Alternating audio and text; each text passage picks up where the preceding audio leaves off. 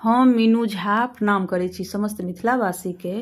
अपन माताजीके संग एकटा माताजीके जमानाके एकटा खिलौना लऽ कऽ उपस्थित छी।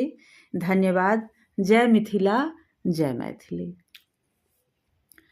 हमरा के मोर रंग ज्यादा हे बबुए के मम्मी, हमरा के मोर रंग ज्यादा हे बबुए के मम्मी। मोर रंग जेबा कतेक दिन रहबा, मोर रंग जेबा कतेक दिन रहबा। हमरा लके के लाए बहे बबुए के पापा, हमरा लके के लाए बहे बबुए के पापा। मोर रंग जायब बरख दिन रहबा, मोर रंग जायब बरख दिन रहबा।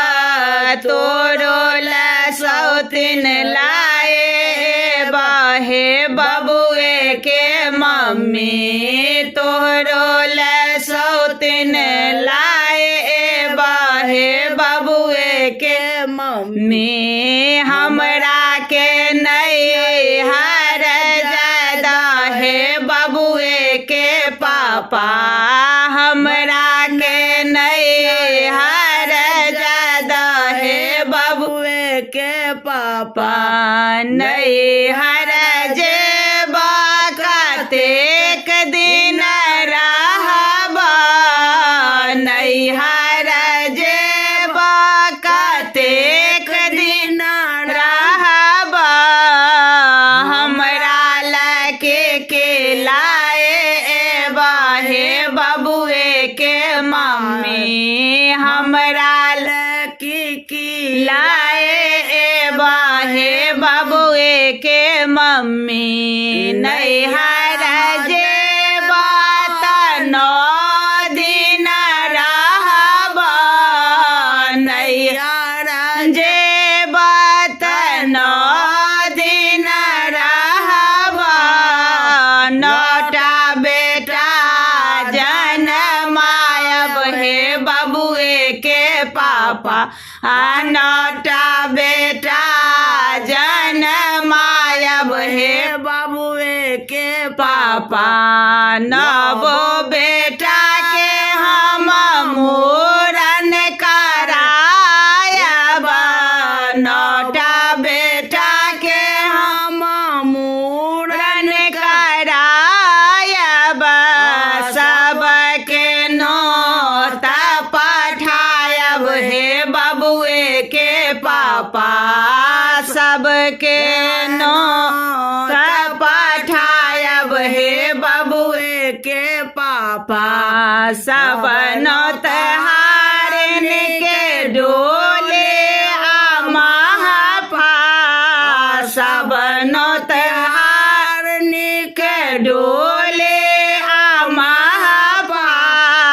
तोरो के पैदल बजायब हे बबुए के पापा, तोरो के पैदल बजायब हे बबुए के पापा।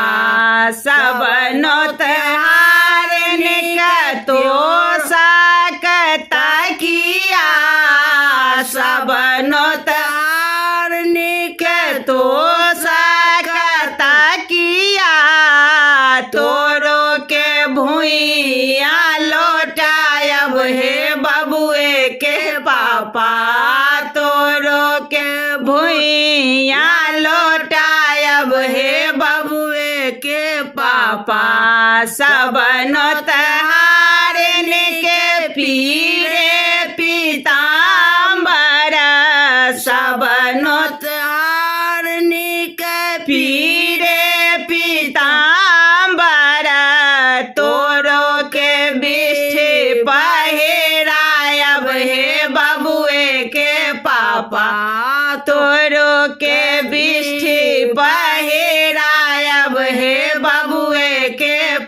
पापा सब नोतहारिन के पूरे जिलेबे सब नोतहारिन के पूरे जिलेबे तोरो के पातल चाटे बाहे बाबुए के पापा तोरो के पातल चाटे